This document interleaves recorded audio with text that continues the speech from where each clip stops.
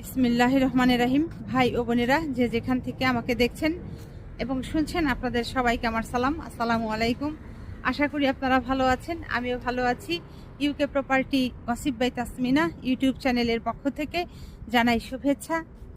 আজ এপ্রিল মাসের 17 তারিখ বৃহস্পতিবার 2025। এই মুহূর্তে লন্ডনের তাপমাত্রা আছে 16 ডিগ্রি সেলসিয়াস।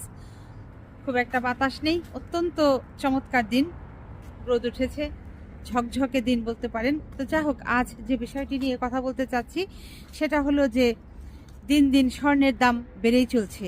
কাজেই বাংলাদেশে ভাই বোন, আপনাদের যাদের হাতে অর্থ আছে, প্লিজ আপনারা পারলে স্বর্ণ কিনে ঘরে রেখে দেন।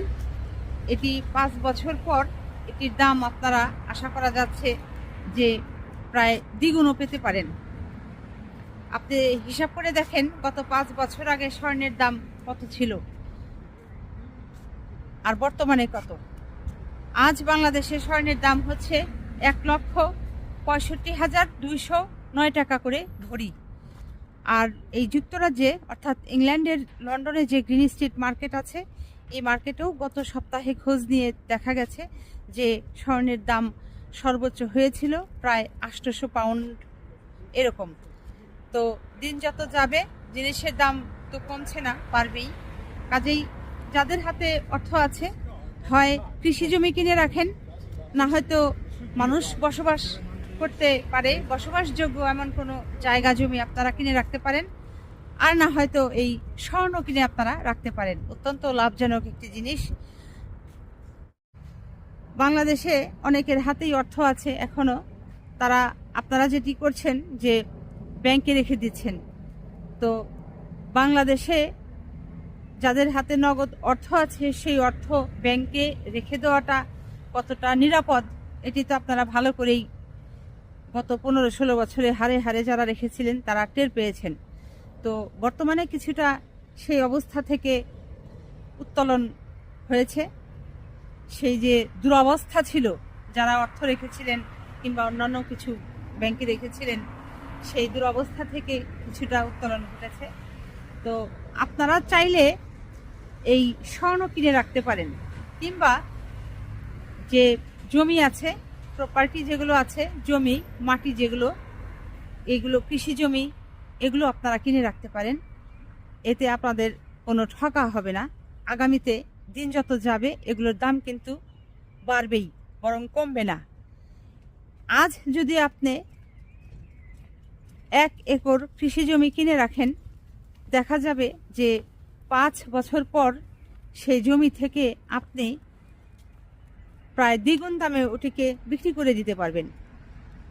আর যদি সেটি কোনো আবাসিক এলাকায় হয়, সেটিও কিন্তু আপনি দ্বিগুণ কেন 3 গুণ দামেও বিক্রি করে দিতে পারবেন।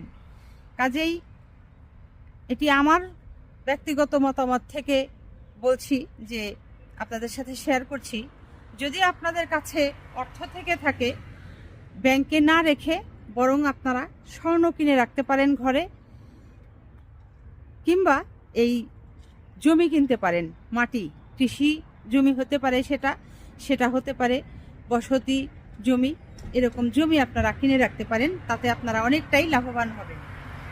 তো যা হোক, এখানে আরেকটি কথা বলে রাখা ভালো, সেটা হলো যে ওই শেখ হাসিনা যখন ক্ষমতায় ছিলেন, তখন তিনি টিভি চ্যানেলে এসে প্রায়ই ঘোষণা দিতেন যে আপনাদের যাদের হাতে অর্থ আছে তারা ব্যাংকে অর্থ রেখে দিন, আপনাদের আরও বেশি ওই মুনাফা দেওয়া হবে, লাভ দেওয়া হবে, ইত্যাদি ইত্যাদি মানুষকে লোভ দেখাতো। তো এখন বোঝা যাচ্ছে যে শেখ হাসিনা কেন সাধারণ জনগণকে ব্যাংকে টাকা রাখতে উদ্বুদ্ধ করতেন, এত পজিটিভ কথাবার্তা বলতেন যে ব্যাংকে টাকা রাখো, আর ওদিকে ব্যাংকের টাকা কেচে পুচে লুটোপুটো করে সব দেশের বাহিরে ওই জয়ের নামে, পুতুলের নামে, তার বোন রেহেনার নামে, ভাগ্নিদের নামে, ভাগনার নামে সব পাচার হয়ে যাবে। তারপর তার যারা, অর্থাৎ শেখ হাসিনার যারা আওলাদ আছে, উম্মত আছে, মন্ত্রী, উপমন্ত্রী, প্রতিমন্ত্রী, এমপি, সংসদ সদস্য, নেতা, পাতি নেতা যারা আছে, সবাই লুটোপুটো করে ওই ঋণের নামে ব্যাংক থেকে কেচে কুচে টাকাগুলো সব উত্তোলন করতে পারবে, দেশের বাহিরে পাচার করতে পারবে, নিজেদের পকেট ভারী করতে পারবে। এ কারণেই হয়তো শেখ হাসিনা বাংলাদেশের মানুষকে ব্যাংকে টাকা রাখবার জন্য উদ্বুদ্ধ করতেন। কখনো তিনি বলতেন না যে আপনারা কৃষি জমি কিনেন কিংবা স্বর্ণ কিনে রাখেন। এগুলো কিনলে তো যার অর্থ তার হাতে রয়ে গেল, শেখ হাসিনার পেটে যাবে না। যাতে শেখ হাসিনার পেটে যেতে পারে, জনগণের অর্থ তার পকেটে যেতে পারে, এ লক্ষ্যেই শেখ হাসিনা এরকম ডায়ালগ দিতেন যে আপনাদের টাকা ঘরে না রেখে ব্যাংকে রাখেন, আর ব্যাংকে রাখলে তাকে যে মানুষ রাখবে তাদেরকে এত হারে সুদ দেওয়া হবে, অত হারে সুদ দেওয়া হবে। আর যেই মানুষ সব ব্যাংকে রাখলো তারা ওই ব্যাংকের থেকে বিভিন্ন প্রকল্প দেখিয়ে ঋণের নামে সব টাকা লুটোপুটো করে মেরে দিয়েছে।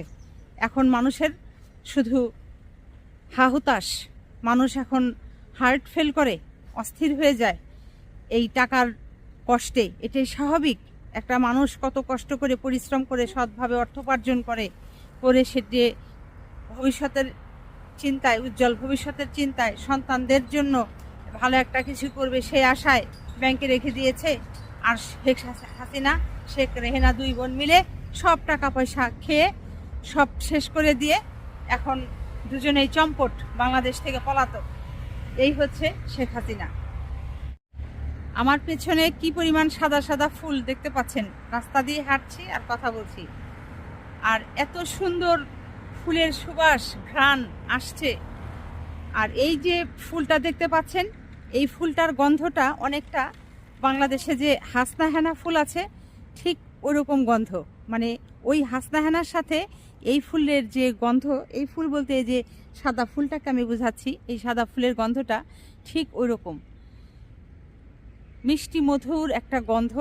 মানে ঘ্রাণটা এরকম চড়া ঘ্রাণ, কড়া ঘ্রাণ, যে মন মাতানো ঘ্রাণ যাকে বলে, সেই রকম সুগন্ধ সুবাস এই ফুল দিয়ে। তো যা হোক, সামনেই বাস স্টপ, এখন বাসে উঠে পড়বো। তো সবাই ভালো থাকবেন, সুস্থ থাকবেন এবং আমার জন্য দোয়া করবেন। আমার এই চ্যানেলটিতে লাইক, কমেন্ট, শেয়ার এবং সাবস্ক্রাইব করবেন। আসসালামু আলাইকুম, আল্লাহ হাফেজ।